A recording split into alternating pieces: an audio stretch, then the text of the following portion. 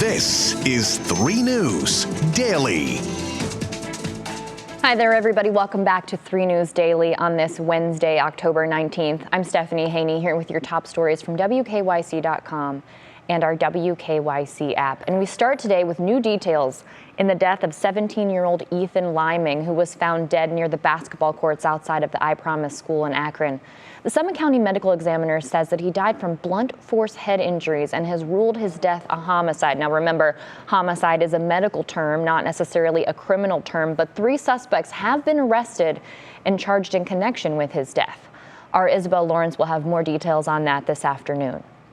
And a Princeton student from Cleveland has been missing since Friday, and police are asking for our help to find her. 20-year-old Miss Rack Uwuneti is an undergraduate, and she was last seen around Scully Hall on the Princeton University campus in New Jersey. She's about 5 foot 4 inches tall and weighs roughly 130 pounds. And if you have any information, please call the number that you see on the bottom of your screen. If you're listening to this on the podcast, that number is 609-921-2100. And our 3 News Carmen Blackwell will have more for us on this story. That's starting at 5 o'clock. And gunshots were fired at a gas station in Akron, and now a man is dead. That victim is 48 years old, Taurus Brewster. He was a bystander in an argument between a gas station attendant and a customer. Akron police are saying that the fight started over an incorrect payment exchange. The customer, who's been identified as Andre Lee, allegedly began throwing things in the store and tried to grab the attendant, and the attendant fired a shot which hit Brewster in his upper body. He was taken to the hospital and later died. For more information, we have that full story up on WKYC.com. Now, in East Cleveland, 2 police officers were in court this morning. Brian Stoll and Tyler Munson are charged with tampering with evidence, assault, and theft, and they both pleaded not guilty. Their bond has been set at $10,000 each. Their pretrial hearings are now set for 9 a.m. on November 3rd. And for the second time this month, the Garfield Heights Teachers Union has issued a 10-day strike notice. Now, this would have them out of the classroom October 31st if the strike goes through. Both sides have been negotiating a contract since June, and now a federal mediator is involved. 46 teachers have left in the past year, and the ones that are still working there are calling for better working conditions and more competitive pay and benefits.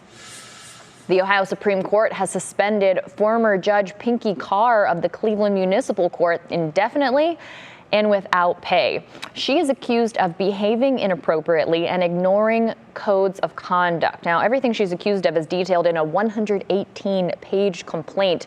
They're saying that she antagonized defendants and lawyers and kept holding hearings during the pandemic. Here's just one of the stories from that complaint, that she sent a person to jail for 15 days for rolling their eyes in court and cursing in lockup. If you want to read that full complaint, and it is a wild one, you can find that on WKYC.com. All right, if you're watching this on the WKYC YouTube page or WKYC Plus, this video here makes my heart so happy. And if you're not, you're going to need to go to the YouTube page, because this is Cleveland Hopkins International Airport last night when the Guardians returned from New York. And I'm so happy to see this warm welcome home for these guys. It was really an incredible season for this team of young players. It was an incredible ride. Here's what went down in Game 5, though, of the American League Division Series. After it was postponed from Monday, it kicked off at 4 p.m. yesterday, and the Yankees scored 3 points on a home run in the very first inning. The Guardians scored once in the third, but by the end of the 5th inning, the fate was sealed. The score sat at 5-1 for the rest of the game. Now, we would have loved to win, but listen. The Guardians did win 92 games. They did win the Central Division, and they did win the Wild Card Series, and they took the Yankees to Game 5. So I think it is safe to say that the future is very bright for Cleveland baseball.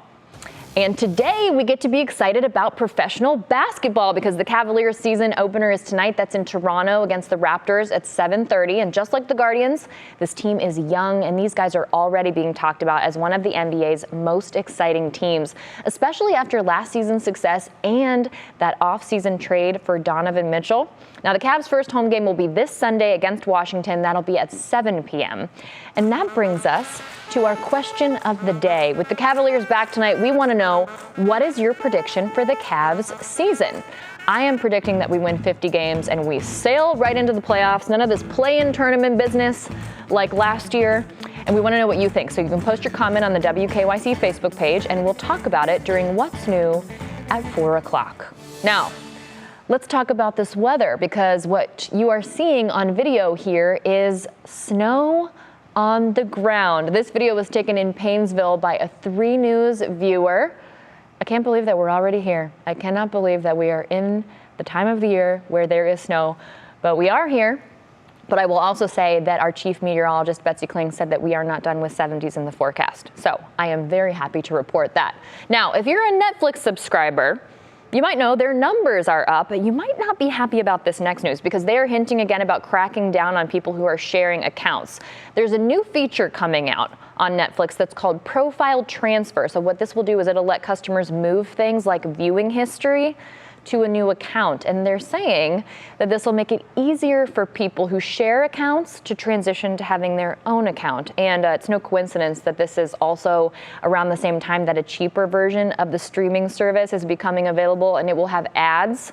And that rolls out next month. I just can't imagine Netflix with ads. And I also, I don't need to transition anything. I'm happy with the setup the way it is. That's just my personal opinion.